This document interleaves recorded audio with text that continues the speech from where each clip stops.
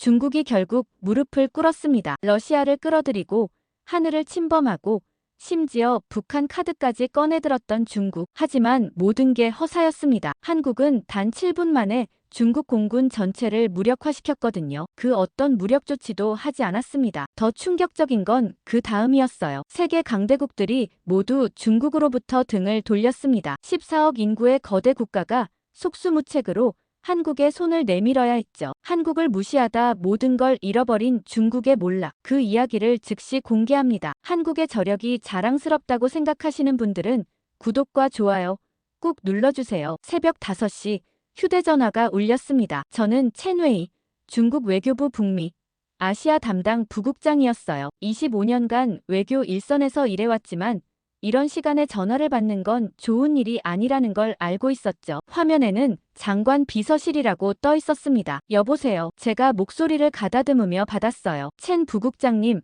지금 당장 CNN을 켜보십시오. 비서관의 목소리가 떨리고 있었습니다. 긴급 상황입니다. 1시간 내로 외교부로 출근하셔야 합니다. 저는 침대에서 벌떡 일어났습니다. 아내가 놀라서 깼지만 설명할 겨를이 없었어요. 거실로 나가 텔레비전을 켰죠. CNN 뉴스가 떴고 화면 아래로 자막이 흘러가고 있었습니다. 미국, 한국의 핵추진 잠수함 기술 이전 승인, 역사적 결정으로 평가, 인도태평양 안보 질서 재편 예상. 저는 리모컨을 쥔 손에 힘이 들어갔습니다. 손바닥에 땀이 차는 게 느껴졌어요. 이게 무슨 소리지? 혼잣말이 새어나왔습니다. 앵커가 브리핑 영상을 소개하고 있었어요. 로이드 오스틴 국방장관이 펜타곤 브리핑룸에 서 있었죠. 양쪽에는 성조기와 한국 국기가 나란히 걸려 있었습니다. 이는 한미동맹 강화를 위한 역사적 결정입니다. 오스틴이 또박또박 말했어요. 한국은 인도태평양 지역 안보의 핵심 파트너입니다. 우리는 이 기술 이전을 통해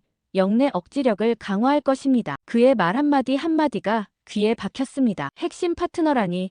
저는 소파에 주저앉았어요. 핵추진 잠수함 기술 이전은 단순한 무기 판매가 아니었습니다. 전략 자산 공유였어요. 미국이 동맹국에게 주는 최고 수준의 신뢰 표시였죠. 영국과 호주에 이어 3번째였습니다. 그런데 한국이요. 화면이 바뀌며 분석 패널이 나왔습니다. 워싱턴의 한 싱크탱크 연구원이었어요. 50대 백인 남성이 안경을 고쳤으며 말했죠. 이는 동아시아 세력 균형의 근본적 변화를 의미합니다. 중국 입장에서는 전략적 압박이 가중되는 셈입니다. 한국이 핵추진 잠수함을 보유하면 동해는 물론 황해에서도 작전 능력이 비약적으로 향상됩니다. 저는 숨이 막히는 것 같았습니다. 그 분석이 정확했거든요. 앵커가 다시 나타나 추가 설명을 했어요. 미 국방부는 이번 결정이 18개월간의 긴밀한 협의 끝에 이뤄졌다고 밝혔습니다. 한국은 2030년까지 첫 번째 핵추진 잠수함을 진수할 계획입니다. 18개월이라고요. 저는 되뇌었습니다. 그럼 작년 초부터 이미 논의가 시작됐다는 뜻이었어요. 우리는 그 사실을 전혀 몰랐습니다. 정보망이 완전히 뚫린 거였죠. 머릿속이 복잡했습니다. 계산이 빠르게 돌아갔어요. 동해에서 한국의 작전 능력이 비약적으로 상승합니다. 일본을 견제할 수 있겠죠. 무엇보다 우리를 직접 압박할 수 있는 카드가 생긴 겁니다. 대만 해협까지 영향력을 행사할 수 있어요. 판이 완전히 바뀐 겁니다. 휴대전화가 또 울렸습니다. 이번엔 정보부 국장이었어요. 첸웨이. 이거 사전에 알고 있었나? 목소리에 다급함이 묻어났습니다. 아니요, 전혀요. 저는 솔직하게 답했어요. 우리 쪽 정보망에도 잡히지 않았습니다. 망할. 그가 욕설을 내뱉었습니다. 평소 점잖은 사람이었는데 이번만큼은 참지 못한 거였어요. 18개월 동안 미국과 한국이 비밀리에 협상을 진행했다는데 우리는 눈치도 못 챘어. 1시간 후 회의야. 모두 소집됐어. 전화가 끊어졌습니다. 저는 서둘러 옷을 갈아입었어요. 와이셔츠를 입는데 손이 떨렸습니다. 넥타이를 매면서 거울을 봤죠. 50대 중반의 외교관이 창백한 얼굴로 저를 바라보고 있었습니다. 25년 경력이 무색하게 당황한 표정이었어요. 아내가 커피를 내왔습니다. 큰일 났어요. 그녀가 걱정스러운 얼굴로 물었어요. 아주 큰일이야. 저는 짧게 답하고 현관문을 나섰습니다. 새벽 베이징 거리는 아직 어두웠어요. 하지만 곳곳에 불이 켜지고 있었습니다. 저만 긴급 호출을 받은 게 아니었던 거죠. 택시를 잡아 타고 외교부로 가자고 했습니다. 기사가 백미러로 저를 봤어요. 일은 출근이시네요. 급한 일이 생겨서요. 저는 창밖을 내다봤습니다. 평소라면 한적했을 도로에 차들이 많았어요. 정부 청사들로 향하는 차량들이 줄을 이었죠. 다들 급히 어디론가 향하고 있었습니다. 차 안에서 저는 생각했습니다. 이건 단순한 군사 협력이 아니에요. 세력 판도가 재편되고 있는 겁니다. 미국이 한국을 선택한 이유가 뭘까요? 일본은 이미 오래된 동맹국이었습니다. 호주도 마찬가지였죠. 그런데 왜 한국에 이런 카드를 준 걸까요? 답은 하나였습니다. 우리 때문이에요. 중국 견제를 위해서였죠. 한국을 전방 기지로 만드는 겁니다. 핵 추진 잠수함을 가진 한국은 동해와 황해에서 우리를 직접 압박할 수 있어요. 그리고 대만 해협까지 영향력을 행사할 수 있죠. 삼면에서 포위망이 형성되는 겁니다. 저는 주먹을 쥐었습니다. 손톱이 손바닥을 파고드는 게 느껴졌어요. 25년간 외교관으로 일하면서 이런 무력감은 처음이었습니다. 우리가 완전히 뒤처진 거였거든요. 택시가 외교부 청사 앞에 섰습니다. 거대한 건물이 새벽 어둠 속에서 우뚝 서 있었어요. 하지만 건물 안은 환하게 불이 켜져 있었죠. 이미 많은 사람들이 출근한 게 분명했습니다. 요금을 내고 차에서 내렸어요. 찬 공기가 뺨을 때렸습니다. 겨울 새벽의 베이징은 냉혹했어요. 저는 청사 입구로 걸어갔습니다. 경비원이 신분증을 확인하고 통과시켜줬어요. 평소보다 검색이 철저했습니다. 비상 상황이라는 게 느껴졌죠. 로비는 생각보다 붐볐습니다. 여러 부서 사람들이 분주하게 움직이고 있었죠. 모두 긴장한 표정이었습니다. 아는 얼굴들이 보였어요. 정보부 차관, 군사안보국 국장, 경제통상부 부국장. 평소엔 각자 다른 건물에서 일하는 사람들이었죠. 오늘은 모두 한자리에 모인 겁니다. 엘리베이터를 타고 7층으로 올라갔습니다. 문이 열리자 복도에 사람들이 서성이고 있었어요. 평소엔 조용한 시간인데 오늘은 달랐죠. 담배 연기가 자욱했습니다. 금연 구역인데도 아무도 신경 쓰지 않았어요. 한 선배가 저를 보고 다가왔습니다. 첸웨이, 자네도 봤나? CNN을요? 네, 봤습니다. 저는 고개를 끄덕였어요. 이거 큰일이야. 그가 담배를 깊이 빨아들이며 말했죠. 미국이 우리를 완전히 무시한 거야. 한국 카드를 꺼낸 거라고. 회의실로 향하는 복도를 걸으면서 저는 마음을 가다듬으려 했습니다. 진정하라고 스스로에게 말했어요. 하지만 가슴은 계속 빠르게 뛰고 있었습니다. 대회의실 문 앞에 섰습니다. 안에서 목소리들이 들렸어요. 이미 회의가 시작된 모양이었죠. 저는 노크를 하고 문을 열었습니다. 회의실은 긴장감으로 가득했습니다. 장관을 비롯한 고위 관료 20명 정도가 긴 테이블 주위에 앉아 있었어요. 모두의 얼굴이 굳어 있었죠. 첸웨이, 늦었군. 장관이 날카롭게 말했습니다. 죄송합니다. 저는 빈자리에 앉았어요. 테이블 중앙에 놓인 대형 스크린에는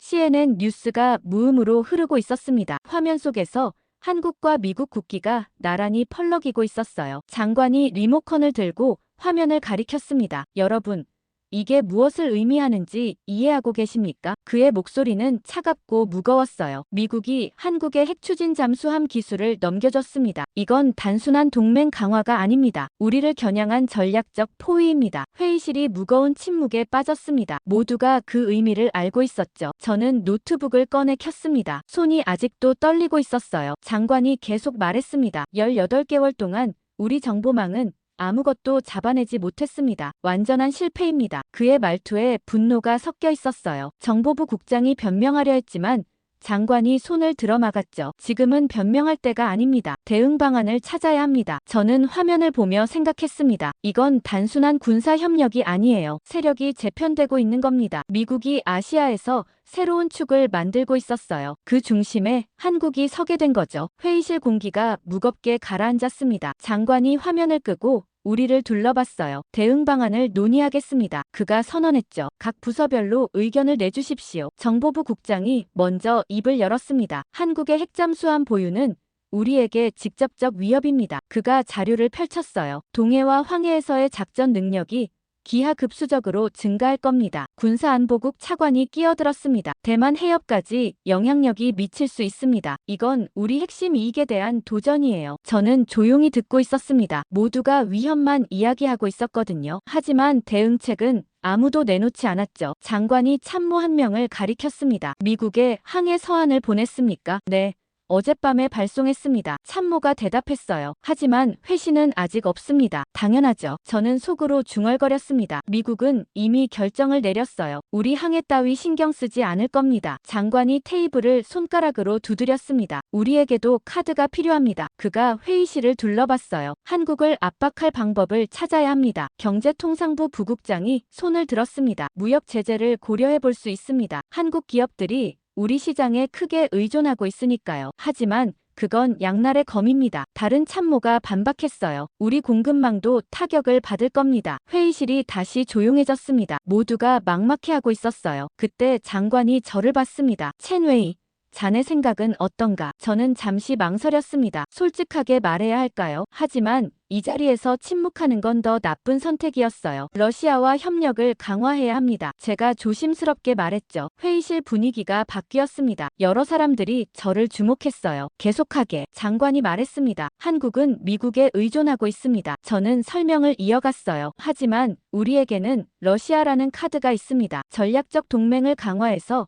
한국을 압박할 수 있어요. 군사안보국 차관이 고개를 끄덕였습니다. 좋은 생각입니다. 러시아도 미국의 아시아 개입을 달갑게 여기지 않을 테니까요. 정보부 국장이 덧붙였습니다. 한반도 문제에서 러시아 카드를 활용하면 한국을 견제할 수 있습니다. 북한과의 삼각 협력도 가능하죠. 장관이 미소를 지었습니다. 처음으로 밝아진 표정이었어요. 좋아. 그 방향으로 가자. 그가 결정을 내렸죠. 러시아와의 전략 동맹을 강화합니다. 한국에 대한 공동 압박 체제를 구축하는 겁니다. 회의실 분위기가 달라졌습니다. 패배감이 사라지고 있었어요. 모두가 새로운 전략에 희망을 걸기 시작했죠. 저도 그랬습니다. 러시아 카드라면 효과가 있을 거라고 생각했어요. 참모 하나가 질문했습니다. 구체적으로 어떤 협력을 제안하시겠습니까? 군사훈련 강화부터 시작합시다. 장관이 답했어요. 동해에서 합동해상훈련을 실시하는 겁니다. 한국에 압박 신호를 보내는 거죠. 경제협력도 확대해야 합니다. 다른 참모가 덧붙였어요. 에너지 부문에서 러시아 의존도를 높이고 한국은 배제하는 겁니다. 저는 메모를 하며 듣고 있었습니다. 계획이 점점 구체화되고 있었어요. 모두가 열심히 아이디어를 내고 있었죠. 정보부 국장이 말했습니다. 다음 주 모스크바에서 안보 회담이 예정되어 있습니다. 그 자리에서 이 제안을 할 수 있을 겁니다. 완벽하군. 장관이 만족스러워했어요. 첸웨이,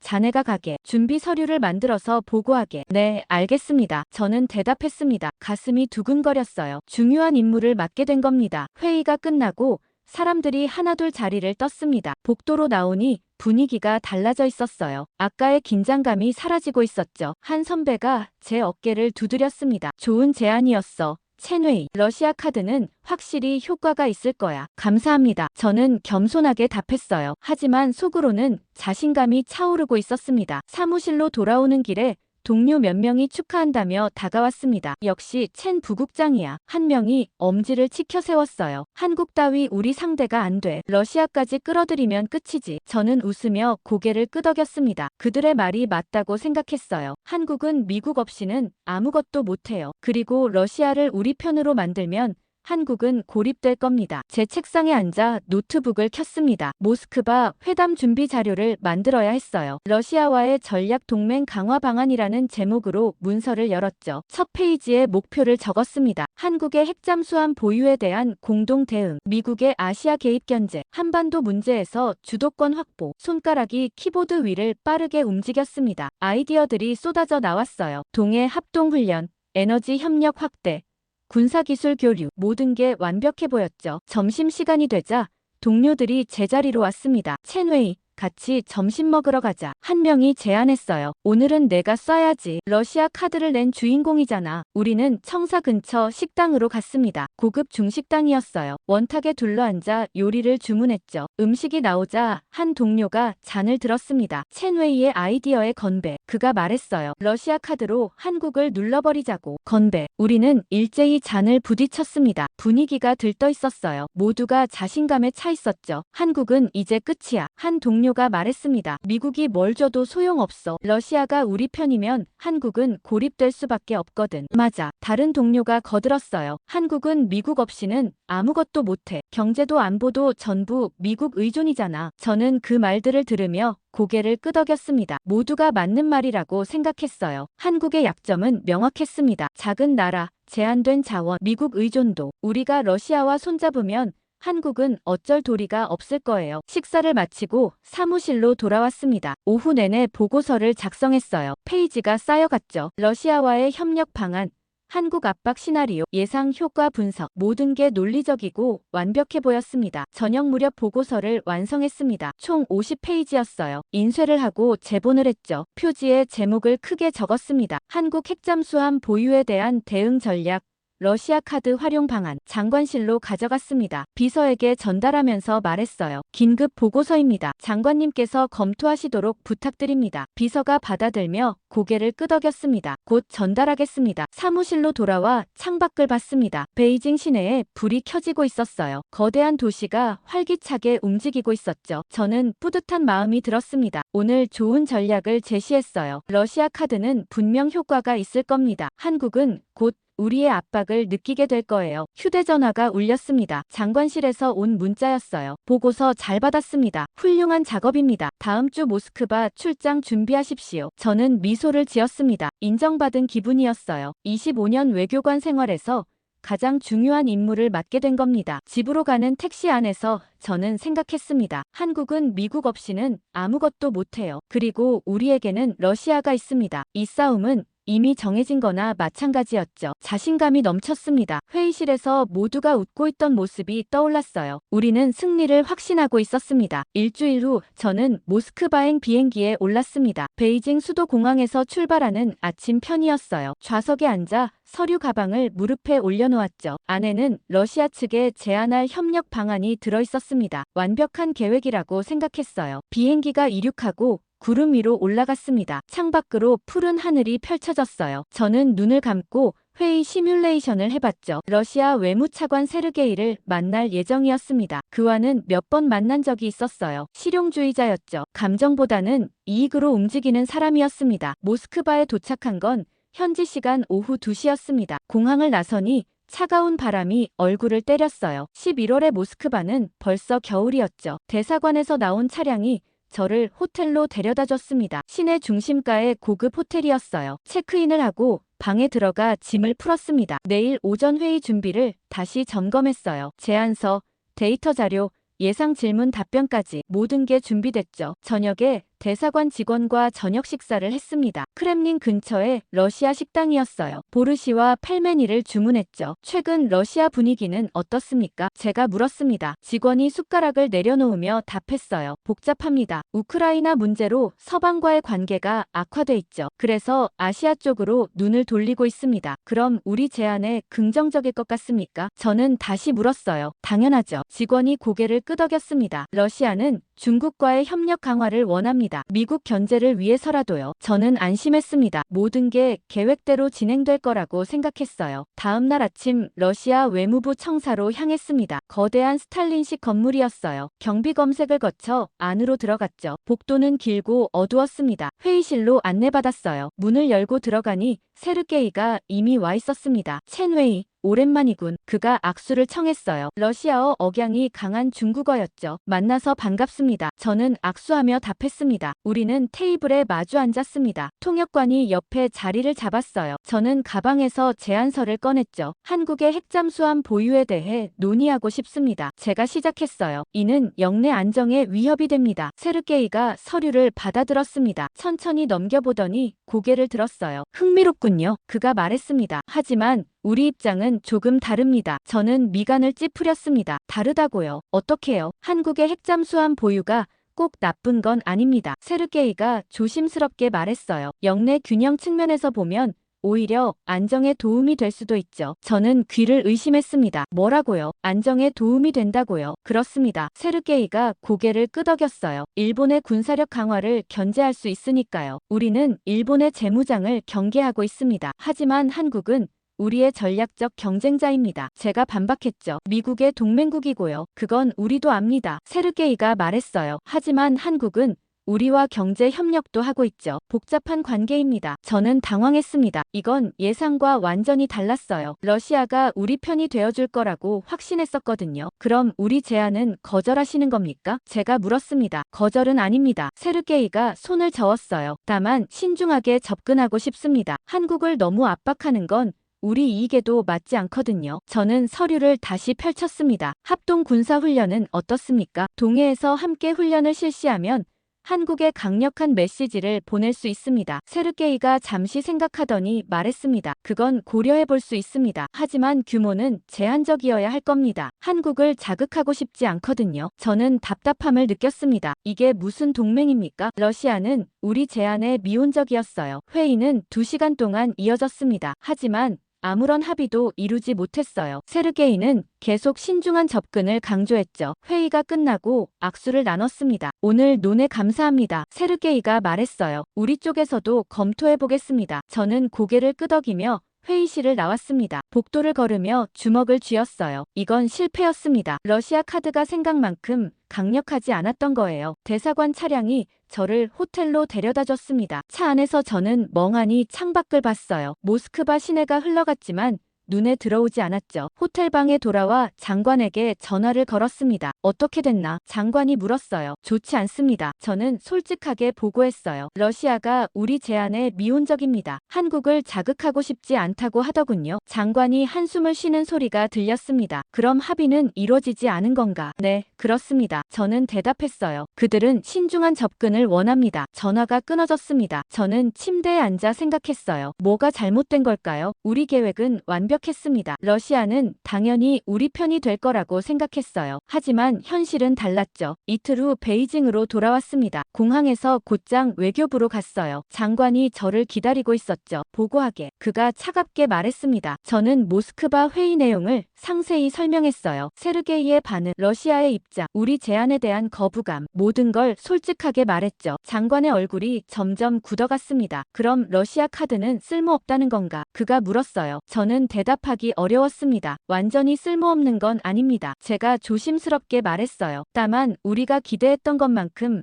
강력하지는 않습니다. 장관이 책상을 손바닥으로 쳤습니다. 자네가 러시아 카드를 제안했잖나. 그게 해결책이라고 했어. 죄송합니다. 저는 고개를 숙였어요. 제 판단이 잘못됐습니다. 나가보게. 장관이 손을 저었습니다. 더 이상 볼 얼굴이 없어. 사무실로 돌아오는 복도가 길게 느껴졌습니다. 동료들이 저를 보며 수군거렸어요. 모스크바 회의가 실패했다는 소문이 이미 퍼진 거였죠. 제 책상에 앉았습니다. 컴퓨터를 켰지만 아무것도 하고 싶지 않았어요. 머릿속이 복잡했죠. 일주일 전만 해도 모두가 저를 축하했습니다. 러시아 카드는 완벽한 해결책처럼 보였어요. 회의실에서 다들 웃고 있었죠. 자신감에 차 있었습니다. 하지만 지금은 모든 게 무너졌어요. 러시아는 우리 편이 아니었습니다. 한국을 압박할 카드가 사라진 겁니다. 저는 창밖을 봤습니다. 베이징 하늘이 잿빛이었어요. 스모그가 낀 것처럼 흐릿했죠. 그날 저는 깨달았습니다. 이건 단순한 균열이 아니라는 걸요. 추락의 시작이었습니다. 우리가 자신했던 러시아 카드는 허상이었어요. 한국은 우리가 생각한 것보다 훨씬 강했죠.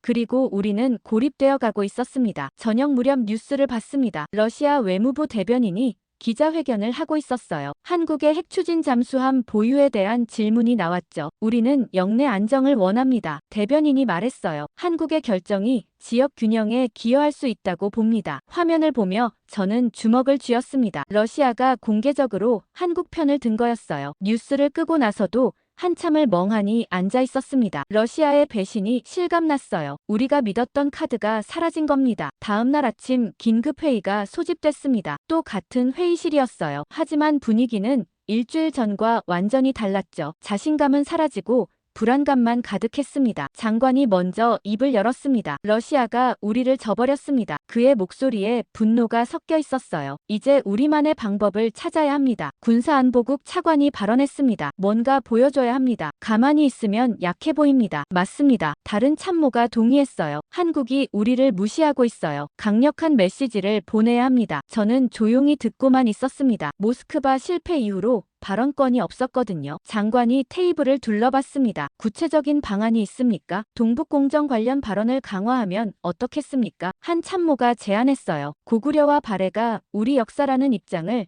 더 명확히 하는 겁니다. 한국이 민감하게 반응할 겁니다. 정보부 국장이 덧붙였어요. 외교적 압박으로 활용할 수 있죠. 장관이 고개를 끄덕였습니다. 좋아요. 그것부터 시작합시다. 그런데 그것만으로는 부족합니다. 뭔가 더 가시적인 행동이 필요해요. 회의실이 잠시 조용해졌습니다. 모두가 생각에 잠겼어요. 그때 군사안보국 차관이 입을 열었습니다. 백두산 인근 영공에서 시위 비행을 하면 어떻겠습니까? 그가 지도를 펼쳤어요. 한국 방공식별구역 경계선 근처에서 공군기를 띄우는 겁니다. 위협적이지 않습니까? 한 참모가 우려를 표했어요. 국제법상 문제가 될 수도 있고요. 공해 상공입니다. 차관이 반박했어요. 우리 권리를 행사하는 것뿐이죠. 한국이 항의해도 법적으로 문제 없습니다. 장관이 흥미를 보였습니다. 규모는 어느 정도로 하죠? 전투기 10대 정도면 충분합니다. 차관이 답했어요. 한국 공군을 자극하기에 적당한 수준입니다. 저는 불안감이 들었습니다. 이건 위험한 선택이었어요. 하지만 입을 열 수가 없었죠. 모스크바 실패 이후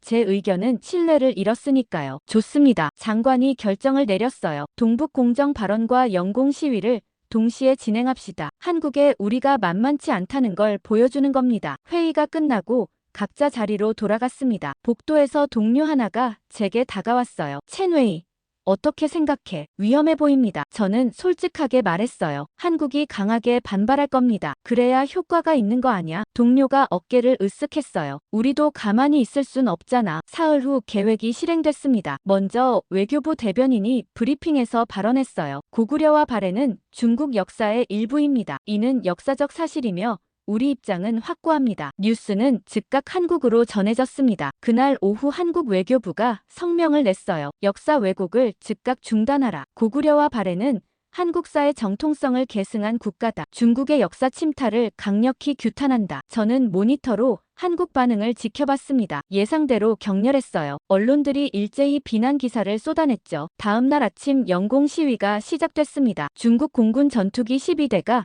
백두산 인근으로 출격했어요. 한국 방공식별구역 경계선을 따라 비행하는 작전이었죠. 작전 상황실에서 실시간으로 지켜봤습니다. 스크린에 전투기들의 위치가 표시됐어요. 한국 측 레이더망에도 포착됐을 겁니다. 한국 공군이 대응하고 있습니다. 작전관이 보고했어요. F-15 전투기 8대가 긴급 출격했습니다. 예상된 반응이었죠. 저는 화면을 응시했습니다. 양국 전투기들이 가까워지고 있었어요. 한국 측에서 무전이 왔습니다. 통신관이 스피커를 켰어요. 중국 군용기에 경고한다. 목소리가 차갑고 또렷했습니다. 귀 편대는 한국 방공식별구역에 접근 중이다. 즉시 항로를 변경하라. 우리 전투기들은 계속 비행했습니다. 계획대로였어요. 법적으로 문제없는 공역이었으니까요. 재차 경고한다. 한국 조종사의 목소리가 다시 들렸습니다. 더 이상 접근 시 필요한 조치를 취할 것이다. 작전관이 우리 조종사들에게 지시했습니다. 계획대로 계속 비행하라. 긴장감이 고조됐어요. 양국 전투기들이 서로를 주시하며 날고 있었죠. 30분 정도 대치가 이어졌습니다. 그러다 우리 전투기들이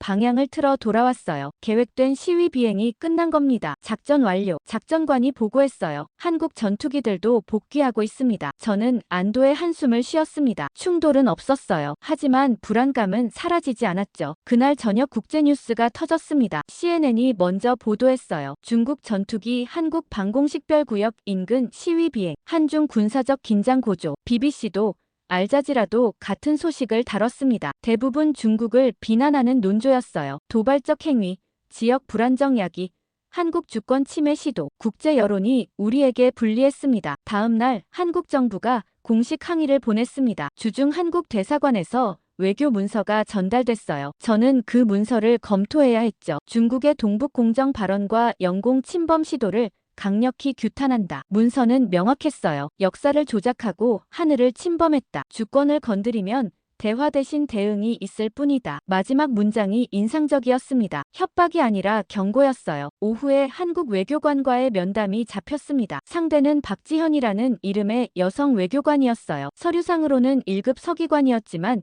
실제 영향력은 그 이상으로 보였죠. 회의실에서 그녀를 기다렸습니다. 문이 열리며 30대 후반으로 보이는 여성이 들어왔어요. 정장 차림의 단정한 인상이었죠. 하지만 눈빛이 예사롭지 않았습니다. 박지현입니다. 그녀가 먼저 인사했어요. 첸 웨이입니다. 저도 악수를 청했습니다. 악수하는 손이 단단했어요. 우리는 테이블을 사이에 두고 마주 앉았습니다. 박지현이 서류를 꺼내 펼쳤어요. 단도직입적으로 말씀드리겠습니다. 그녀가 시작했죠. 중국의 최근 행동은 용납할 수 없습니다. 저는 준비된 답변을 꺼냈습니다. 우리는 정당한 권리를 행사했을 뿐입니다. 역사적 사실을 언급하고 공의 상공을 비행한 것뿐이죠. 역사 왜곡이 정당한 권리입니까? 박지현이 날카롭게 반문했어요. 타국의 역사를 침탈하는 게 권리인가요? 저는 말문이 막혔습니다. 그녀의 논리가 강했어요. 영공 시위는 명백한 도발입니다. 박지현이 계속 말했어요. 한국 방공식별구역을 위협하는 군사 행동이죠. 우리는 공의 상공을 비행했습니다. 제가 반박했어요. 국제법상 아무 문제 없습니다. 법적 문제와 정치적 의도는 다릅니다. 박지현이 서류를 가리켰어요. 중국은 역사를 조작하고 하늘을 침범했습니다. 주권을 건드리면 대화 대신 대응이 있을 뿐입니다. 저는 그 문장을 다시 읽었습니다. 위협처럼 들리는데요. 제가 말했죠. 위협이 아닙니다. 박지현이 차갑게 답했어요. 사실입니다. 우리는 주권을 지킬 겁니다. 어떤 방법으로든요. 회의실에 긴장감이 흘렀습니다. 저는 그녀의 눈을 봤어요. 흔들림이 없었습니다. 박지현이 자리에서 일어났습니다. 더 이상 할 말이 없군요. 그녀가 서류를 정리했어요. 중국이 계속 이런 식으로 나온다면 우리도 대응할 겁니다. 면담이 끝났습니다. 박지현이 나가고 나서 저는 한참을 앉아 있었어요. 과민한 나라. 저는 짧게 웃으며 속으로 중얼거렸습니다. 하지만 그 웃음이 자신있게 나오지 않았어요. 보여줄 필요가 있겠군. 마음속으로 다짐했죠. 사무실로 돌아와 보고서를 작성했습니다. 한국의 반응은 예상보다 강경하다고 적었어요. 하지만 우리가 물러서면 안 된다고도 썼죠. 그날 저녁 뉴스에서 한국 국방부 브리핑이 나왔습니다. 중국의 도발에 단호히 대응할 것이다. 대변인이 말했어요. 우리 영공과 주권을 지키는데 주저하지 않을 것이다. 저는 화면을 보며 생각했습니다. 이건 시작일 뿐이었어요. 한국의 강경한 반응에도 베이징 분위기는 바뀌지 않았습니다. 오히려 더 공격적으로 변했어요. 일주일 후 또다시 긴급 군사회의가 소집됐죠. 이번엔 인민해방군 장성들까지 참석했습니다. 회의실에 들어서니 이미 열기가 뜨거웠어요. 국방부 차관과 공군 사령관이 지도를 펼쳐놓고 뭔가 논의하고 있었죠. 저는 외교부 대표로 참석했습니다. 모두들 앉으시죠. 국방부 차관이 회의를 시작했어요. 오늘은 한국 문제에 대한 추가 조치를 논의하겠습니다. 공군 사령관이 일어섰습니다. 60대 초반의 강인해 보이는 군인이었어요. 지난번 영공 시위는 효과가 미미했습니다. 그가 단호하게 말했죠. 한국은 오히려 더 강경해졌습니다. 이번엔 확실한 메시지를 보내야 합니다. 확실한 메시지라니요. 한 참모가 물었어요. 구체적으로 어떤 겁니까? 사령관이 지도를 가리켰습니다. 백두산 남쪽으로 더 깊숙이 들어가는 겁니다. 한국 방공식별구역 안쪽까지요. 저는 깜짝 놀랐습니다. 카디즈 안으로 들어간다고요. 그건 명백한 침범 아닙니까? 침범이 아닙니다. 사령관이 저를 봤어요. 방공식별구역은 영공이 아닙니다. 국제법상 우리 권리죠. 하지만 정치적으로 민감한 사안입니다. 제가 조심스럽게 말했어요. 한국이 더 강하게 반발할 겁니다. 그래서 어쩌자는 겁니까? 다른 장성이 비웃듯 말했어요. 한국 따위가 감히 우리를 위협해요. 그 말에 회의실 분위기가 변했습니다. 여러 장성들이 고개를 끄덕였어요. 동의하는 표정들이었죠. 한번 제대로 보여줘야 합니다. 또 다른 장성이 거들었어요. 그들이 누구를 상대하는지 알게 해야죠. 저는 불안했습니다. 이건 너무 위험한 선택이었어요. 하지만 회의실 공기는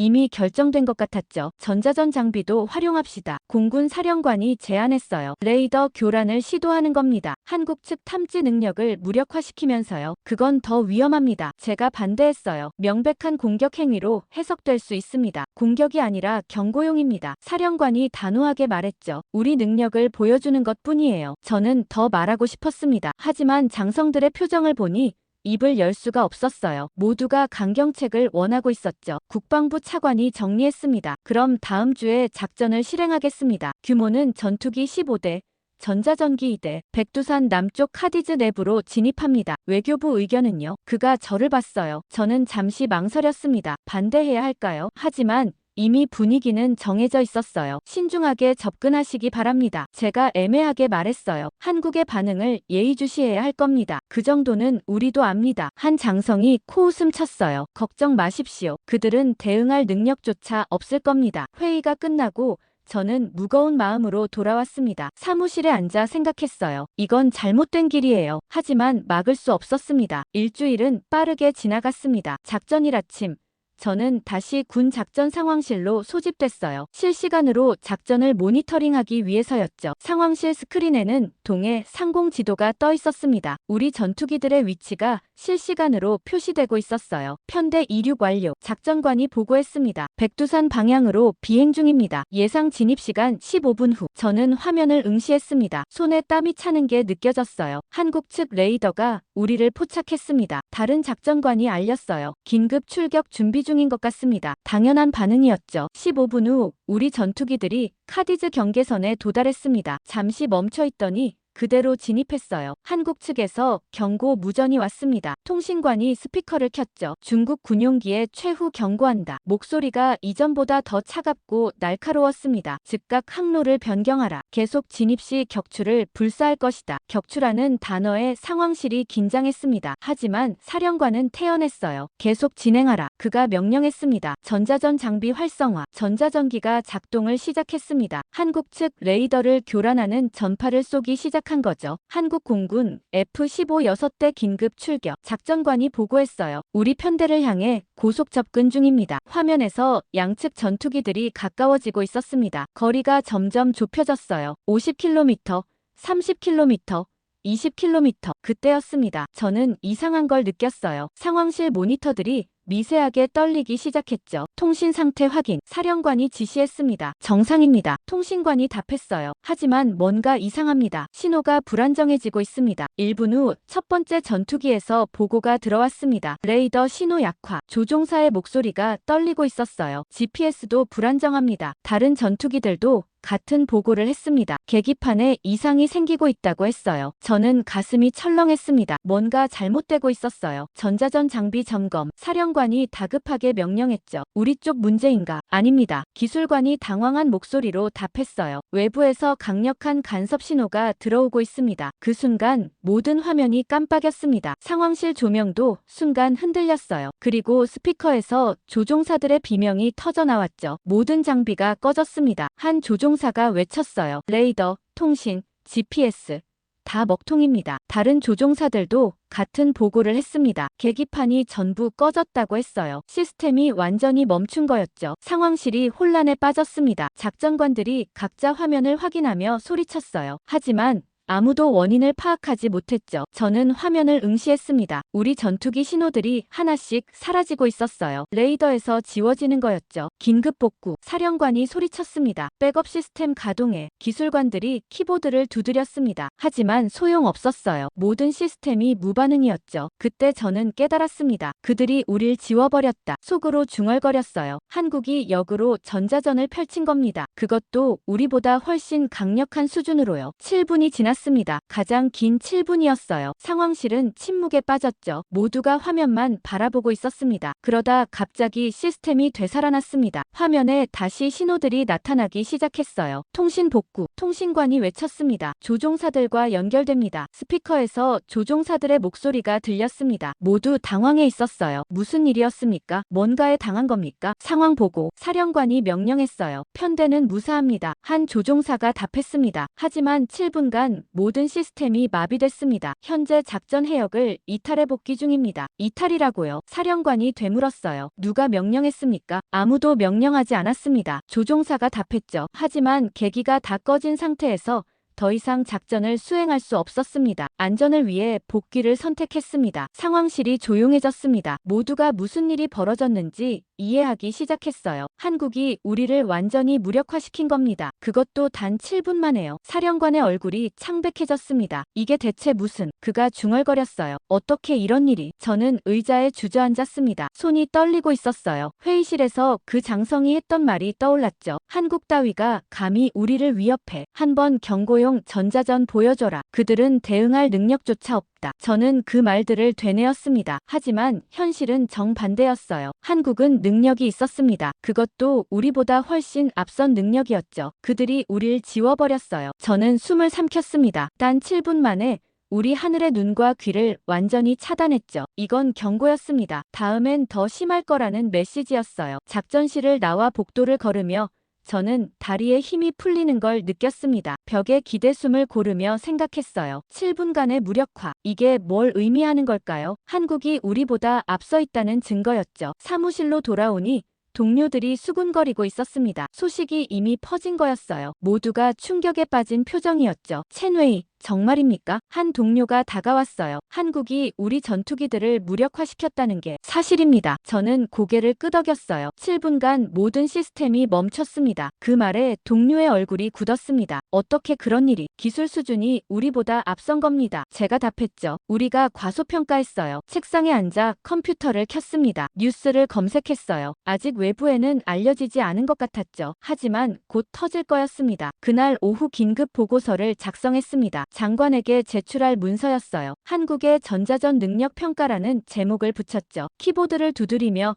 저는 객관적으로 분석하려 했습니다. 한국은 고도의 전자전 기술을 보유하고 있다. 우리 예상을 크게 뛰어넘는 수준이다. 이는 장기간 준비된 것으로 보인다. 미국의 기술 지원 가능성도 배제할 수 없다. 보고서를 완성하고 인쇄했습니다. 장관실로 가져가려는데 비서실에서 연락이 왔어요. 내일 오전 회의에서 보고하라는 지시였죠. 집으로 돌아가는 택시 안에서 휴대전화를 확인했습니다. 뉴스 알림이 떠 있었어요. 로이터 통신 속보였죠. 러시아 외무부, 한국과 기술 협력 강화 발표. 저는 화면을 다시 봤습니다. 잘못 본 건가 싶었어요. 하지만 분명했죠. 러시아가 한국과 손잡는다는 내용이었습니다. 기사를 열어 읽었습니다. 러시아 외무부 대변인이 오늘 브리핑에서 발표했다. 한국과의 기술 협력을 대폭 강화할 것이라고. 에너지, 우주항공, 첨단 제조 분야에서 공동 프로젝트를 추진한다. 양국 관계가 새로운 단계로 진입한다고 강조했다. 저는 휴대전화를 쥔 손에 힘이 들어갔습니다. 러시아가 완전히 돌아선 거였어요. 우리가 아니라 한국을 선택한 겁니다. 택시에서 내려 집으로 들어갔습니다. 아내가 저녁을 준비하고 있었어요. 오늘도 힘들었어요. 그녀가 물었습니다. 힘들었어. 저는 소파에 주저앉았어요. 아주 힘든 하루였어. 뉴스를 켰습니다. 이미 러시아, 한국 협력 소식이 메인으로 나오고 있었어요. CCTV 앵커가 담담하게 보도했죠. 러시아가 한국과의 기술 협력 강화를 발표했습니다. 양국은 여러 분야에서 전략적 파트너십을 구축할 예정입니다. 화면에 러시아 외무부 대변인이 나왔습니다. 한국은 중요한 협력 파트너입니다. 그가 말했어요. 우리는 상호 이익을 위해 관계를 심화시킬 것입니다. 저는 리모컨을 꽉 쥐었습니다. 몇 주 전만 해도 러시아는 우리 편이 될 거라고 확신했었어요. 모스크바까지 가서 제안했었죠. 하지만 지금은 완전히 달라졌습니다. 다음 날 아침 회의는 무거운 분위기였습니다. 장관을 비롯한 고위 관료들이 모두 굳은 표정이었어요. 러시아 소식을 다들 알고 있었죠. 첸웨이, 보고하게. 장관이 저를 가리켰습니다. 저는 일어나 준비한 자료를 펼쳤어요. 러시아가 한국과의 협력을 공식화했습니다. 제가 시작했죠. 기술, 에너지, 우주 분야에서 전략적 파트너십을 맺었습니다. 이유가 뭔가? 한 참모가 물었어요. 왜 갑자기 한국을 선택한 겁니까? 한국의 기술력 때문입니다. 저는 설명했어요. 특히 반도체, 조선, 첨단 제조 분야에서 러시아가 필요로 하는 기술을 한국이 가지고 있습니다. 우리는 안 됩니까? 다른 참모가 따져 물었어요. 우리도 기술이 있는데 방향이 다릅니다. 제가 답했죠. 러시아는 서방 제재로 인해 특정 기술이 필요합니다. 그걸 한국이 제공할 수 있어요. 회의실이 조용해졌습니다. 모두가 상황의 심각성을 깨닫고 있었어요. 이건 단순한 기술 협력이 아닙니다. 제가 계속 말했어요. 러시아가 전략적으로 한국 편에 선 겁니다. 장관이 한숨을 쉬었습니다. 그럼 우리는 러시아 카드를 완전히 잃은 건가? 네, 그렇습니다. 저는 솔직하게 답했어요. 러시아는 이제 한국의 파트너입니다. 정보부 국장이 끼어들었습니다. 북한은 어떻습니까? 러시아가 북한보다 한국을 선택했다는 뜻인가요? 경제적 실리를 택한 겁니다. 제가 설명했죠. 북한은 러시아에게 줄 게 없어요. 하지만 한국은 다릅니다. 회의가 끝나고 저는 개인 보고서를 작성하기 시작했습니다. 장관에게 직접 올릴 문서였어요. 제목을 고민하다 이렇게 적었죠. 러시아 상실의 전략적 의미. 첫 문장을 쓰기 시작했습니다. 우린 러시아를 잃었고 한국은 러시아를 얻었다. 손가락이 멈췄습니다. 이 한 문장이 모든 걸 설명하고 있었어요. 계속 써 내려갔죠. 이는 단순한 외교적 실패가 아니다. 전략적 고립의 시작이다. 러시아는 우리의 마지막 카드였다. 이제 한국을 압박할 수단이 사라졌다. 더 심각한 건 국제사회의 시각이다. 러시아마저 한국을 선택했다는 사실이 의미하는 바가 크다. 중국의 영향력이 약화되고 있다는 신호로 읽힐 것이다. 보고서를 완성하는데 2시간이 걸렸습니다. 마지막 문장을 적었어요. 우리는 고립되어 가고 있다. 이를 인정하고 전략을 재검토해야 한다. 인쇄를 하고 봉투에 넣었습니다. 장관 친전이라고 표시했죠. 비서실에 전달하면서 말했어요. 긴급 보고서입니다. 가능한 빨리 장관님께 전달 부탁드립니다. 사무실로 돌아오는 길에 화장실에 들렀습니다. 거울을 봤어요. 피곤한 얼굴이 저를 바라보고 있었죠. 몇 주 사이에 늙은 것 같았습니다. 책상에 앉아 인터넷을 검색했습니다. 러시아 한국 협력 뉴스가 전 세계로 퍼지고 있었어요. 서방 언론들은 긍정적으로 보도했죠. 한국의 외교적 승리라고 평가했습니다. 반면 우리 언론은 조용했어요. 사실만 담담하게 보도할 뿐이었죠. 논평을 피하고 있었습니다. 저녁 무렵 장관실에서 연락이 왔습니다. 보고서 받았다는 메시지였어요. 하지만 다른 말은 없었죠. 집으로 가는 길에 생각했습니다. 몇 주 전 우리는 자신만만했어요. 러시아 카드가 있다고 믿었죠. 한국 따위 문제 없다고 생각했습니다. 하지만 모든 게 무너졌어요. 러시아는 우리를 버렸습니다. 한국은 생각보다 강했고요. 우리는 계속 잃고 있었죠. 택시 안에서 휴대전화로 뉴스를 계속 확인했습니다. 새로운 기사가 떴어요. 한국 외교부 브리핑이었죠. 러시아와의 협력은 상호 이익을 위한 것입니다. 대변인이 말했어요. 우리는 개방적이고 실용적인 외교를 추구합니다. 개방적이고 실용적이라는 표현이 눈에 들어왔습니다. 우리는 폐쇄적이고 이념적이었던 거죠. 그 차이가 결과를 만들었어요. 집에 도착해 소파에 앉았습니다. 텔레비전을 켰지만 집중이 안 됐어요. 머릿속에서 계속 그 문장이 맴돌았죠. 우린 러시아를 잃었고 한국은 러시아를 얻었다. 이게 현실이었습니다. 부정할 수 없는 사실이었어요. 우리는 완전히 밀리고 있었죠. 사흘 후 또다시 긴급회의가 소집됐습니다. 이번엔 장소가 달랐어요. 외교부가 아니라 국무원 청사 지하 회의실이었죠. 보안이 더 철저한 곳이었습니다. 엘리베이터를 타고 지하 3층으로 내려갔습니다. 복도가 좁고 어두웠어요. 경비원이 2번이나 신분을 확인했죠. 회의실 문을 열고 들어가니 익숙한 얼굴들이 앉아 있었습니다. 하지만 몇몇 낯선 사람들도 보였어요. 군복을 입지 않았지만 군인처럼 보이는 사람들이었죠. 정보기관 사람들인 것 같았습니다. 모두들 앉으시죠. 국무위원이 회의를 시작했어요. 60대 후반에 노련해 보이는 관료였죠. 오늘 회의는 최고 기밀입니다. 그가 엄중하게 말했어요. 이 자리에서 논의된 내용은 절대 외부로 나가서는 안 됩니다. 저는 긴장했습니다. 무슨 이야기가 나올까요? 러시아 카드가 실패했습니다. 국무위원이 시작했어요. 직접 대응도 여의치 않습니다. 한국의 기술력이 우리 예상을 뛰어넘었죠. 회의실이 조용했습니다. 모두가 그 사실을 인정하고 있었어요. 그렇다면 다른 방법을 찾아야 합니다. 국무위원이 계속 말했죠. 간접적인 방법을요. 한 강경파 참모가 손을 들었습니다. 북한을 활용하는 건 어떻습니까? 그가 조심스럽게 제안했어요. 한반도에서 긴장을 조성하면 한국을 압박할 수 있습니다. 저는 깜짝 놀랐습니다. 북한 카드라니요. 이건 위험한 발상이었어요. 구체적으로 설명해보게. 국무위원이 관심을 보였습니다. 참모가 자료를 펼쳤습니다. 북한과 비공식 접촉을 통해 군사적 긴장을 높이는 겁니다. 그가 설명했어요. 미사일 시험이나 국경 도발 같은 거죠. 한국이 안보 위협을 느끼게 만드는 겁니다. 하지만 그건 통제할 수 없습니다. 제가 반대 의견을 냈어요. 북한은 예측 불가능한 행위자입니다. 한번 시작하면 어디까지 갈지 알 수 없어요. 그래서 비공식 채널을 쓰는 겁니다. 참모가 반박했어요. 공식 요청이 아니라 암묵적 신호만 보내는 거죠. 정보부 국장이 끼어들었습니다. 이미 그런 채널이 존재합니까? 있습니다. 낯선 남자 하나가 처음으로 입을 열었어요. 단둥과 선양에 몇 개 경로가 있습니다. 무역회사를 통한 루트죠. 그가 정보기관 사람인 게 분명했습니다. 북한 측 반응은 어떻습니까? 국무위원이 물었어요. 긍정적일 겁니다. 정보기관 남자가 답했죠. 그들도 한국을 압박할 명분을 찾고 있으니까요. 특히 핵잠수함 문제로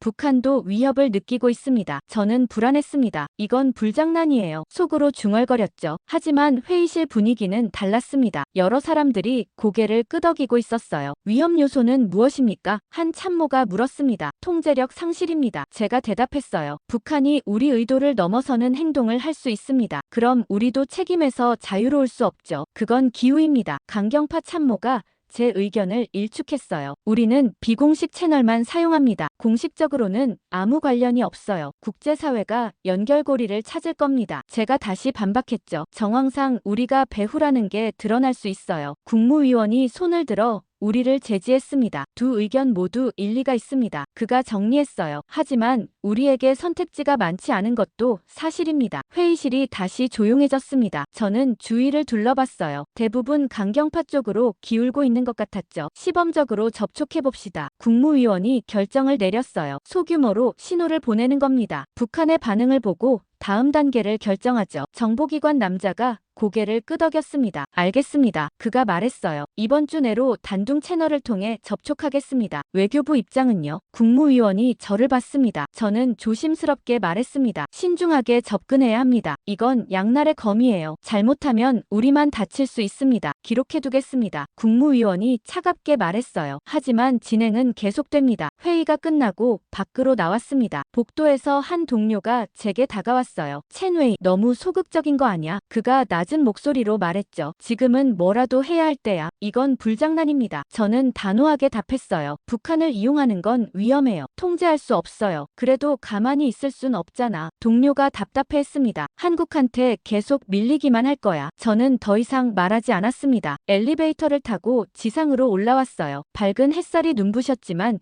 기분은 어두웠죠. 사무실로 돌아와 책상에 앉았습니다. 개인 수첩을 꺼내 오늘 회의 내용을 정리했어요. 공식 기록에는 남기지 않을 내용들이었죠. 북한 카드 논의, 비공식 채널 접촉 결정, 외교부 반대 의견 무시됨, 위험성 경고했으나 받아들여지지 않음. 마지막 줄에 제 생각을 적었습니다. 이건 불장난이다. 하지만 아무도 듣지 않는다. 창밖을 내다봤습니다. 베이징 시내가 평화로워 보였어요. 하지만 지하에서는 위험한 계획이 진행되고 있었죠. 일주일 후 정보부 국장에게서 연락이 왔습니다. 비공식 면담 요청이었어요. 청사 근처 찻집에서 만났죠. 한적한 곳이었습니다. 접촉했습니다. 국장이 작은 목소리로 말했어요. 북한 측이 긍정적 반응을 보였습니다. 구체적으로 뭐라고 했습니까? 제가 물었어요. 적절한 시기에 적절한 행동을 취하겠다고 했습니다. 국장이 찻잔을 들며 답했죠. 그들 나름의 판단으로 움직이겠다는 뜻입니다. 그게 위험합니다. 제가 지적했어요. 우리가 통제할 수 없다는 뜻이잖아요. 알아요. 국장이 한숨을 쉬었습니다. 나도 우려하고 있어요. 하지만 위에서 결정한 일이라. 저는 찻잔을 내려놓았습니다. 차가 식어가고 있었어요. 입안이 씁쓸했죠. 무슨 일이 생기면 어떻게 하실 겁니까? 제가 물었습니다. 그때 가서 생각해야죠. 국장이 쓴웃음을 지었어요. 지금은 이렇게라도 해야 한다는 게 위의 판단이에요. 찻집을 나와 걸으며 저는 생각했습니다. 우리는 점점 더 깊은 수렁으로 빠져들고 있었어요. 러시아 카드가 실패하자 직접 도발을 시도했죠. 그것도 실패하자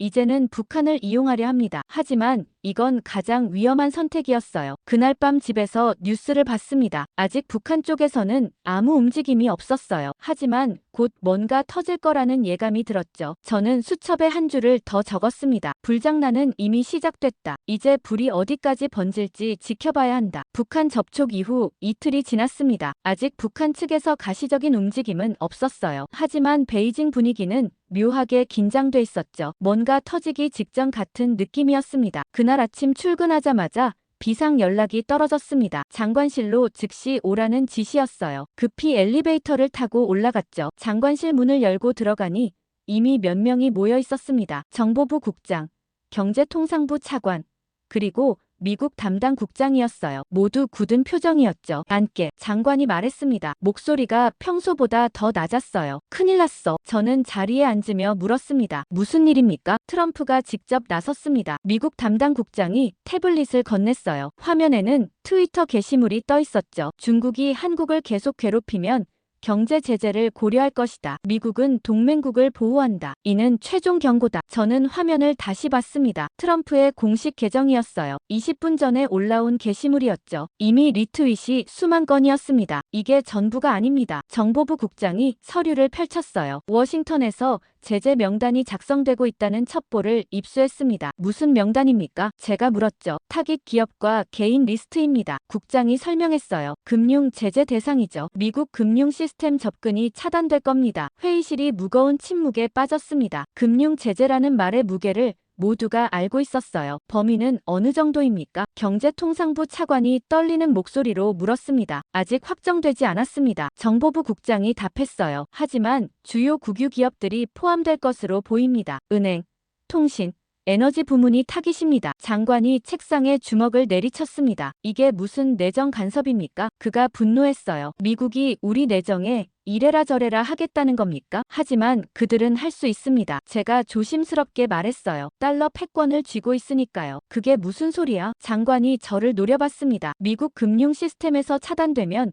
국제거래가 어려워집니다. 경제통상부 차관이 설명했어요. 달러 결제를 못하게 되면 우리 기업들이 타격을 받습니다. 얼마나 큰 타격입니까? 장관이 물었죠. 차관이 계산기를 두드렸습니다. 주요 국유 기업 10곳만 제재받아도 연간 수천억 달러 손실입니다. 그가 답했어요. 민간 기업까지 확대되면 경제 전체가 흔들립니다. 저는 손에 땀이 차는 걸 느꼈습니다. 이건 우리가 예상한 것보다 훨씬 심각했어요. 러시아 때문에 이미 긴장한 상황인데 미국까지 나선 겁니다. 백악관 공식 입장은 나왔습니까? 제가 물었습니다. 아직입니다. 미국 담당 국장이 답했어요. 하지만 국무부에서 브리핑을 준비 중입니다. 오늘 오후에 발표될 겁니다. 우리 대응은요? 장관이 저를 봤습니다. 어떻게 해야 하나? 저는 잠시 생각했습니다. 솔직하게 말해야 할까요? 하지만 이 상황에서 거짓말은 더 위험했어요. 미국의 총보다 무서운 건 그들의 금융입니다. 제가 천천히 말했어요. 군사적 위협은 막을 수 있지만 금융 제재는 다릅니다. 경제가 마비될 수 있습니다. 그럼 우리가 굴복하란 말인가? 장관이 목소리를 높였습니다. 굴복이 아니라 현실을 봐야 합니다. 저는 차분하게 답했어요. 한국 문제로 미국과 전면전을 벌일 가치가 있는지 판단해야 합니다. 회의실이 다시 조용해졌습니다. 모두가 제 말을 곱씹고 있었어요. 실제로 제재가 실행될 가능성은 얼마나 됩니까? 한 참모가 물었습니다. 높습니다. 정보부 국장이 답했어요. 트럼프는 말한 걸 실행하는 스타일입니다. 게다가 의회도 우리에게 강경합니다. 초당적 지지를 받을 겁니다. 경제통상부 차관이 서류를 뒤적였습니다. 이미 워싱턴에서 제재안이 돌아다니고 있습니다. 그가 한 장을 꺼내 보여줬어요. 우리 주요 은행 5곳이 명단에 올라 있습니다. 장관이 서류를 받아들었습니다. 천천히 읽더니 얼굴이 창백해졌어요. 이건 그가 중얼거렸습니다. 경제전쟁 선포나 마찬가지야. 그렇습니다. 차관이 고개를 끄덕였어요. 미국이 진심입니다. 회의가 2시간 동안 이어졌습니다. 하지만 뚜렷한 해결책은 나오지 않았어요. 모두가 난감해하고 있었죠. 일단 워싱턴 대사관에 지시하게. 장관이 정리했습니다. 미국 측 의중을 파악하라고 해. 그리고 국무부 브리핑을 주시하고. 회의실을 나와 복도를 걸으며 저는 생각했습니다. 상황이 점점 악화되고 있었어요. 러시아를 잃고 직접 도발도 실패하고 이제는 미국의 경고까지 받았죠. 사무실로 돌아오니 동료들이 웅성거리고 있었습니다. 트럼프 트윗 소식이 이미 퍼진 거였어요. 첸웨이, 이거 심각한 거야. 한 동료가 다가왔습니다. 미국이 정말 제재할까? 가능성이 높아 보입니다. 저는 솔직하게 답했어요. 트럼프는 빈말을 하지 않으니까요. 그날 오후 미국 국무부 브리핑이 시작됐습니다. 저는 컴퓨터로 생중계를 지켜봤어요. 대변인이 단상에 섰습니다. 중국의 최근 행동들을 우려하고 있습니다. 그가 준비된 성명을 읽었어요. 한국에 대한 부당한 압박, 역사 왜곡, 군사적 도발, 이는 용납할 수 없습니다. 미국은 동맹국을 보호할 것입니다. 필요하다면 경제적 수단도 활용할 것입니다. 이는 경고가 아니라 약속입니다. 마지막 문장이 귀에 박혔습니다. 약속이라는 단어요. 기자들이 질문을 쏟아냈습니다. 구체적인 제재 내용은 무엇입니까? 한 기자가 물었어요. 현재 검토 중입니다. 대변인이 답했죠. 하지만 금융 부문이 포함될 것입니다. 중국 주요 기업들의 달러 거래가 제한될 수 있습니다. 시기는 언제입니까? 다른 기자가 물었습니다. 중국의 행동 변화에 달려 있습니다. 대변인이 말했어요. 한국에 대한 압박을 멈추면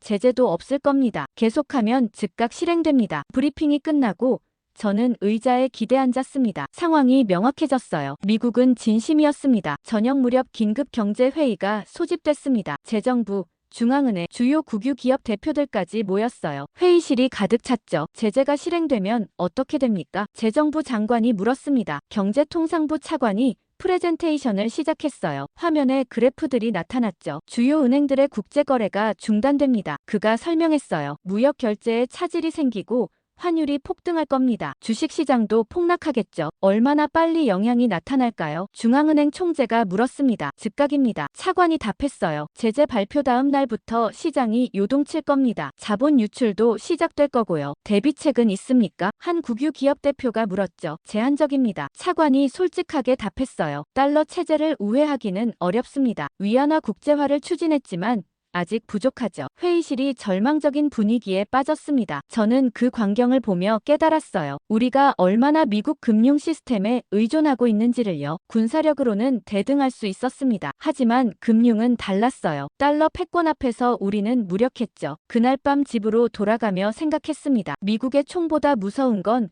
그들의 금융이다. 제가 회의에서 했던 말이었어요. 이제 모두가 그 의미를 알게 됐죠. 우리는 선택의 기로에 서 있었습니다. 한국 압박을 계속할 것인가?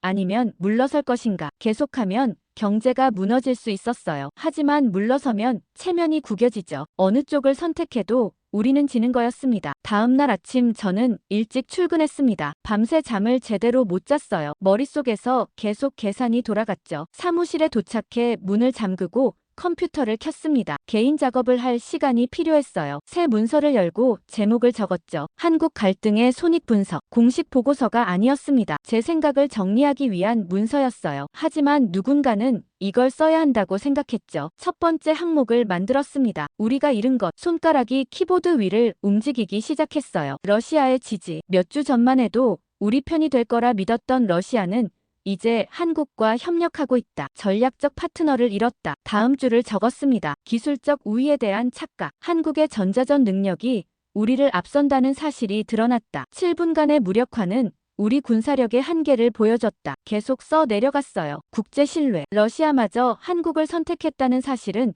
국제사회에 신호를 보냈다. 중국의 영향력이 약화되고 있다는 신호였다. 손을 멈추고 화면을 봤습니다. 벌써 3가지였어요. 그리고 이게 전부가 아니었죠. 미국과의 관계 악화, 금융 제재 위협을 받고 있다. 실행되면 경제가 흔들린다. 달러 체제에서 배제되는 건 감당하기 어렵다. 마지막 항목을 추가했습니다. 체면과 위신, 연이은 실패로 강대국 이미지에 금이 갔다. 러시아 배신, 전자전 패배, 미국 경고, 모두가 우리 약점을 드러냈다. 저는 의자에 기대 한숨을 쉬었습니다. 잃은 게 너무 많았어요. 두 번째 항목을 만들었습니다. 우리가 얻은 것. 키보드 앞에 손을 올려놓았지만 움직이지 않았어요. 뭘 얻었을까요? 한참을 생각했습니다. 그리고 억지로 한 줄을 적었죠. 없음. 정말 아무것도 얻은 게 없었습니다. 한국을 압박하려다 오히려 우리가 밀렸어요. 세 번째 항목을 만들었습니다. 우리에게 남은 것. 이건 조금 더 쉬웠습니다. 시장. 중국은 여전히 거대한 시장이다. 한국 기업들도 우리 시장에 의존한다. 이건 우리의 레버리지다. 다음 줄을 적었어요. 제조 능력. 우리는 세계의 공장이다. 공급망에서 여전히 중요한 위치를 차지한다. 완전히 배제되기는 어렵다. 그리고 마지막 항목을 추가했습니다. 체면. 손가락이 멈췄습니다. 체면이 남은 것일까요? 아니면 지킬 것일까요? 저는 다시 생각했어요. 체면은 자산인가, 부채인가? 한참을 고민하다 한 문장을 적었습니다. 체면은 숫자가 아니다. 손익표에 남지 않는다. 그 문장을 쓰고 나니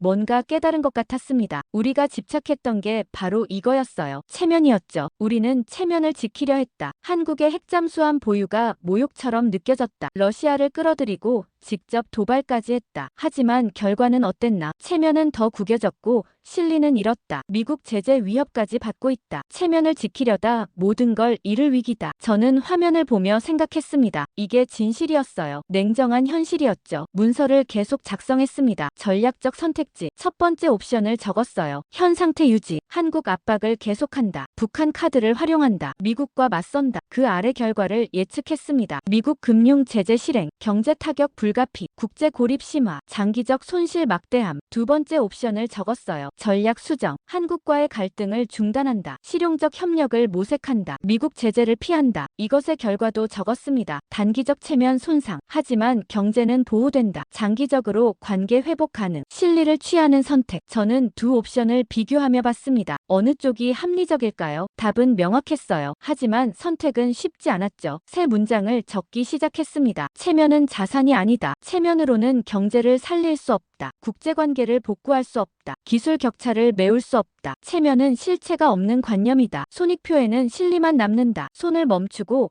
그 문장들을 다시 읽었습니다. 가슴이 답답했어요. 25년 외교관 생활에서 이런 결론을 내리게 될 줄 몰랐죠. 마지막 섹션을 만들었습니다. 권고사항. 깊게 숨을 들이쉬고 적기 시작했어요. 한국과의 갈등을 즉시 중단할 것, 실용적 협력 관계로 전환할 것, 공급망, 기술, 기후변화 등 공동 이익 분야에서 협력할 것, 미국 제재를 피하고 경제를 보호할 것, 체면보다 실리를 선택할 것, 문서를 저장했습니다. 파일명은 전략 재검토, 기밀이라고 했어요. 인쇄를 하고 봉투에 넣었죠. 시계를 봤습니다. 오전 10시였어요. 장관에게 전달할 시간이었죠. 장관실로 가는 복도를 걸으며 저는 긴장했습니다. 이 보고서가 받아들여질까요? 아니면 제가 또 무시당할까요? 비서실에 도착해 봉투를 내밀었습니다. 긴급 보고서입니다. 제가 말했어요. 장관님께 직접 전달 부탁드립니다. 비서가 봉투를 받으며 물었습니다. 내용이 뭡니까? 전략 재검토입니다. 저는 간단히 답했어요. 손익 분석이 포함돼 있습니다. 비서가 고개를 끄덕이며 받았습니다. 전달하겠습니다. 사무실로 돌아오는 길에 한 선배를 마주쳤습니다. 첸웨이.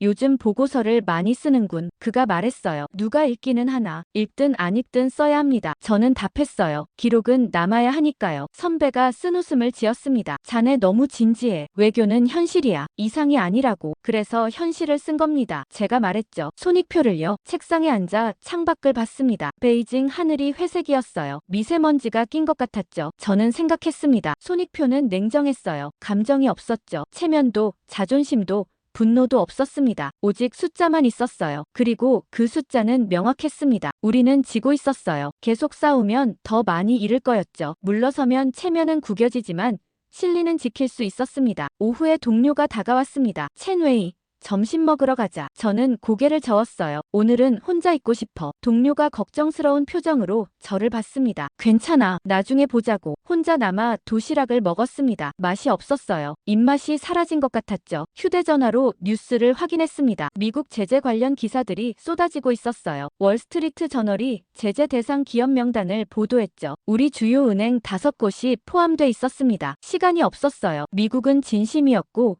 우리는 선택해야 했습니다. 체면을 택할 것인가? 실리를 택할 것인가? 저는 손익표를 다시 떠올렸습니다. 냉정한 숫자들을요. 그리고 마지막에 적었던 문장이 머릿속을 맴돌았어요. 체면은 숫자가 아니다. 손익표에 남지 않는다. 손익표 보고서를 제출한 지 이틀이 지났습니다. 장관실에서는 아무 연락이 없었어요. 읽기는 한 걸까요? 아니면 그냥 묻힌 걸까요? 저는 불안했습니다. 사흘째 되는 날 아침.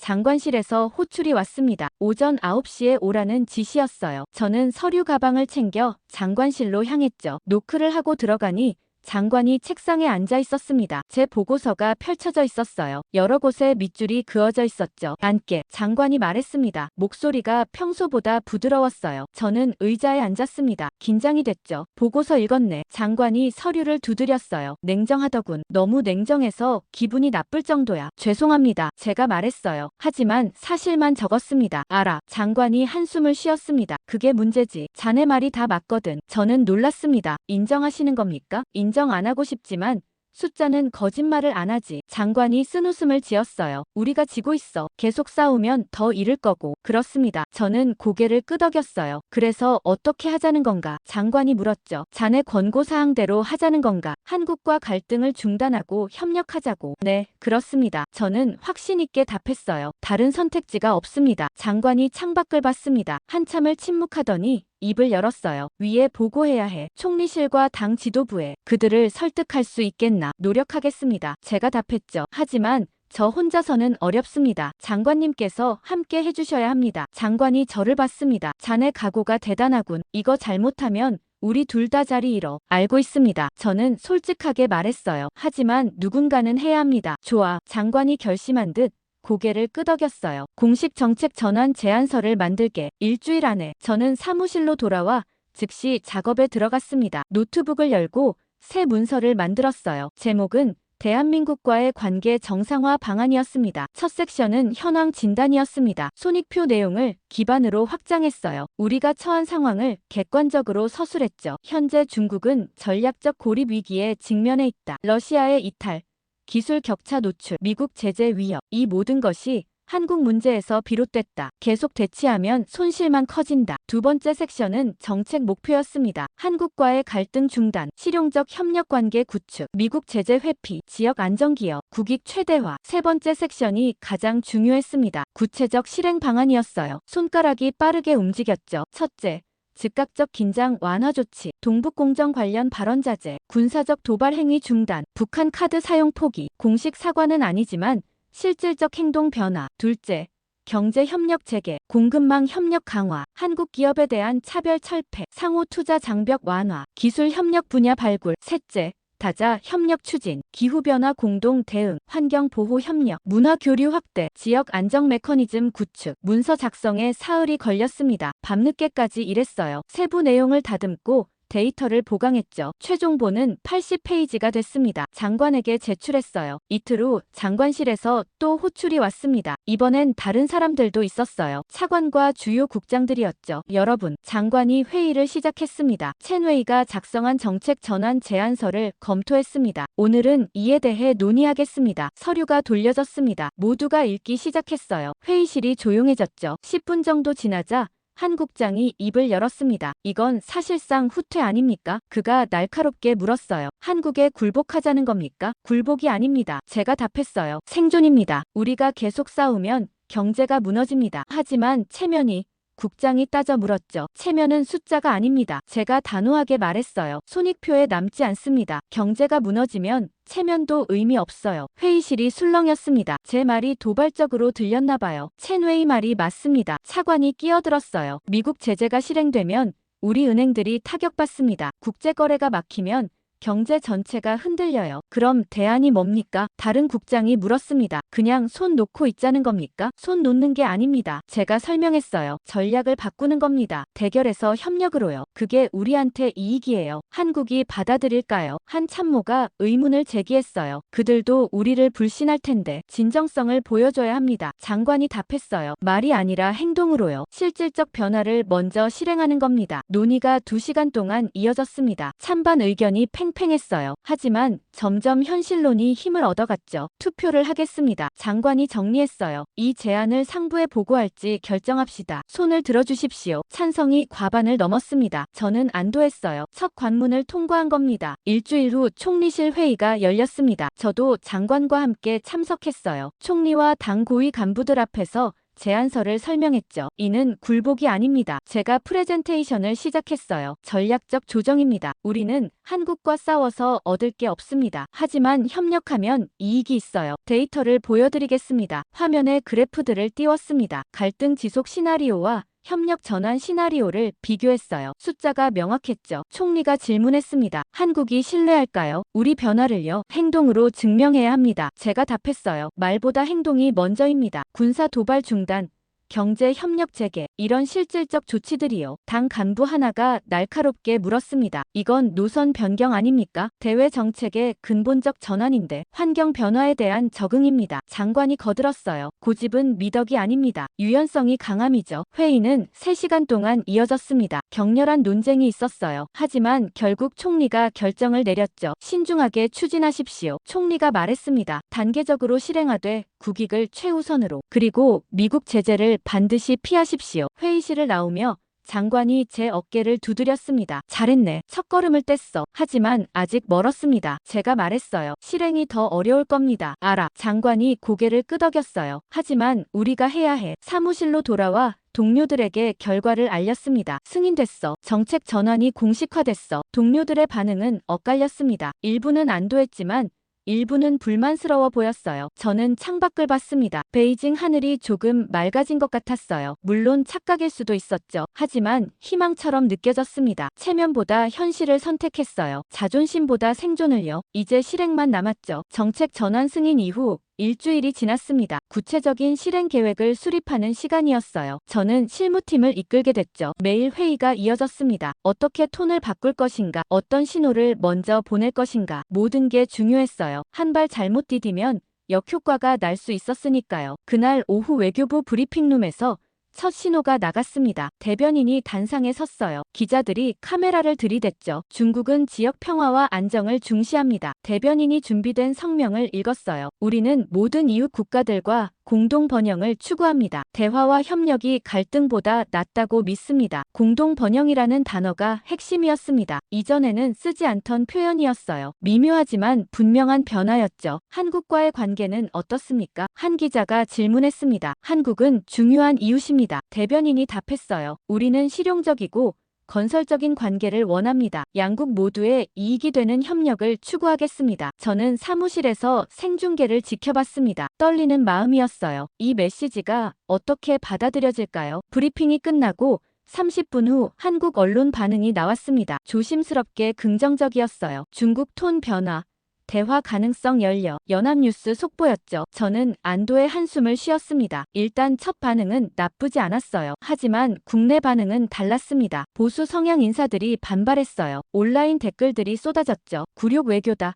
한국에 졌다. 체면을 버렸다. 비난이 거셌습니다. 저는 그 댓글들을 읽으며 착잡했어요. 이해는 했습니다. 감정적으로는 분할만 했죠. 하지만 현실은 냉정했어요. 우리는 선택해야 했습니다. 이틀 후 구체적 조치들이 시작됐습니다. 먼저 동북공정 관련 발언이 중단됐어요. 정부 관계자들에게 지침이 내려갔죠. 고구려와 발해 언급을 자제하라고요. 군사작전도 조정됐습니다. 한국 방공식별구역 근처 비행이 줄어들었어요. 긴장을 높이는 행동들을 피하기 시작했죠. 경제 부문에서도 변화가 있었습니다. 한국 기업에 대한 비공식 규제가 완화됐어요. 통관 절차가 빨라졌고 투자 승인도 수월해졌죠. 한 주가 지나자 한국 측 반응이 왔습니다. 외교부 대변인 브리핑이었어요. 저는 또다시 생중계를 켰죠. 중국의 최근 조치들을 주목하고 있습니다. 한국 대변인이 말했어요. 긍정적 변화라고 평가합니다. 우리도 건설적으로 화답할 것입니다. 저는 모니터를 보며 미소 지었습니다. 통했어요. 우리 신호가 전달된 겁니다. 그날 오후 장관이 저를 불렀습니다. 첸웨이, 잘하고 있네. 그가 드물게 칭찬했어요. 한국 측 반응이 긍정적이야. 아직 시작입니다. 제가 조심스럽게 말했어요.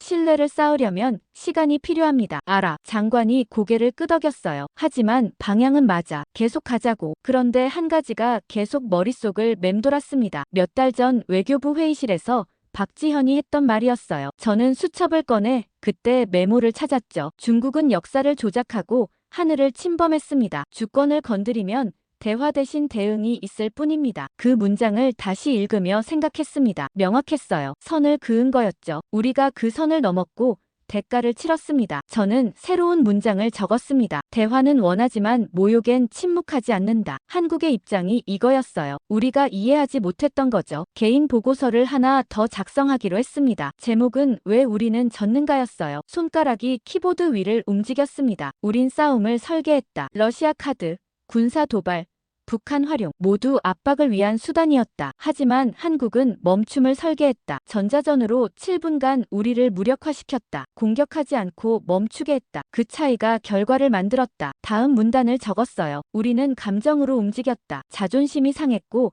체면을 지키려 했다. 한국은 전략으로 움직였다. 준비된 능력으로 선을 그었다. 감정은 전략을 이길 수 없다. 마지막 문단이었습니다. 싸우지 않는 자가 이긴다. 한국은 우리를 파괴할 수 있었다. 7분간 완전히 무력화시켰으니까. 하지만 하지 않았다. 그저 멈추게만 했다. 그게 진짜 힘이었다. 우리는 너무 늦게 깨달았다. 보고서를 저장하고 인쇄했습니다. 개인 기록으로 남길 문서였어요. 공식 보고서는 아니었죠. 하지만 진실이었습니다. 일주일 후 당 지도부 회의가 열렸습니다. 정책 전환 경과를 보고하는 자리였어요. 장관과 함께 참석했죠. 현재까지 순조롭습니다. 장관이 보고했어요. 한국과의 긴장이 완화되고 있습니다. 미국 제재 위협도 수그러들었고요. 총리가 물었습니다. 체면 문제는 어떻게 관리하고 있습니까? 공동 번영이라는 프레임을 사용하고 있습니다. 제가 답했어요. 굴복이 아니라 전략적 조정으로 포장하고 있습니다. 실제로도 그게 맞고요. 국내 여론은요? 다른 간부가 물었죠. 반발이 있습니다. 장관이 솔직하게 답했어요. 하지만 경제 지표가 안정되면서